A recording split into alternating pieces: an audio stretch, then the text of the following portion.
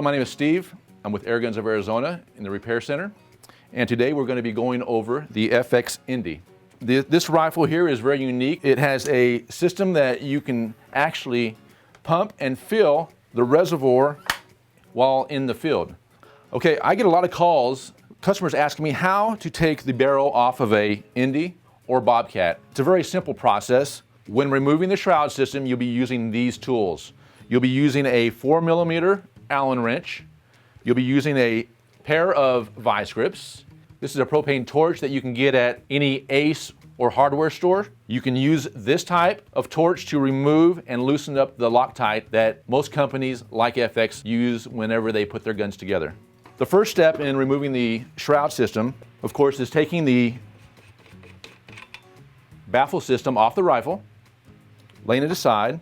We have made a special tool, which is the thread cover with a split in it. We will screw that on the end. I recommend in most cases not to seat it all the way to the end, but to leave a small gap. That way, whenever you put the vise grips on, you know that you're not going to scar the piece that's going to remain on the gun. We'll go ahead and grab a normal pair of vise grips. When putting your vise grips on the end piece, make sure that you are very careful to not scar the end that is going to stay on the shroud system. If you look at it close, you can see a gap and a gap locking the vise grips in place. You are ready to use the torch. We'll be using a propane torch to remove the Loctite that is holding the end piece on the shroud. In some cases, you might want to use a heat iron if you're not skilled and you're afraid to use propane gas. In this case, go ahead and open up, hit the switch, and heat the end so you can actually remove the end piece. By putting a little bit of heat on the end inside the barrel, you're actually heating the piece and breaking loose the Loctite. I believe that's enough heat. In some cases, you might need to put more heat on.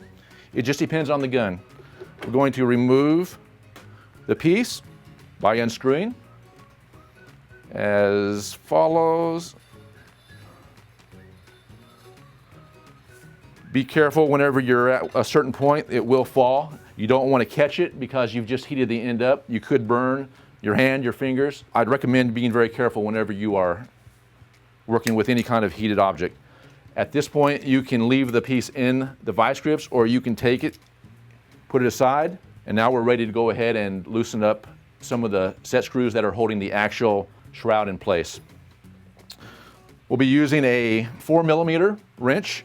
We'll be dealing with these 3 Allen screws.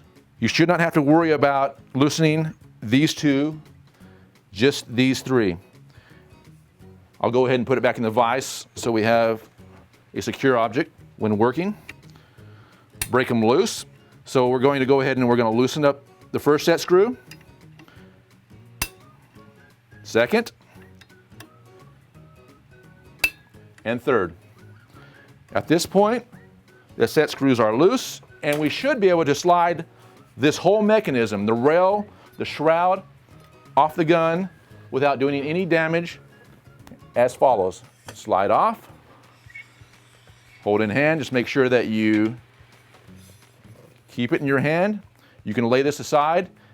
At this point, we've taken off the shroud, and now you can go ahead and repair what you're looking to do. You can either go through and take the barrel off at this point with the shroud off.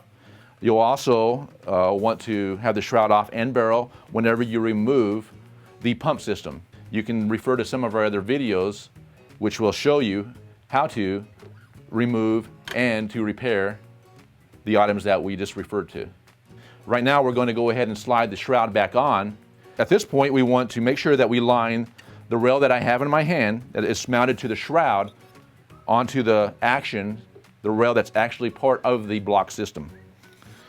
Very easy to install. We're going to slide the shroud system back on. Here, we're going to make sure that everything is lined up. If it's not lined up perfect, you can actually do damage and scratch this rail system. So we're going to make sure that whenever we're sliding it on, that it slides on And you'll know it right away. You'll see it slide on the rail. Once it's on the rail, go ahead and just push it back into place. Now you don't want to go too far. You don't want the rail sticking over the edge, so you just want to make sure that it lines up. If you need to, just give it a little pull, making sure that it lines up. It's not overhanging. If you feel comfortable after you've lined the rail up, go ahead and reverse the system. You're going to tighten the screws back on the rail using the 4mm wrench. You want to torque these tight.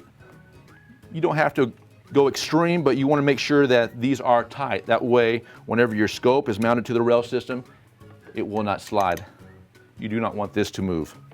So after I have those tight, I'm going to go ahead and put the piece. At this point, we can go ahead and screw this back on the gun. I recommend dropping a little bit of blue Loctite in, just so it stays in place. We don't want it to come loose when you're out shooting. In this case, you're going to put the vice grips back on. Again, looking very carefully so you do not scar the actual end piece. Locking it in place and tighten up. You'll know whenever you are at the end, it will stop. In many cases, I'll show you here, there'll be a little gap. In some models, there's a larger gap, some there's a smaller gap, but the gap's there for a reason. You don't want this to be so tight that you're putting pressure against the shroud system.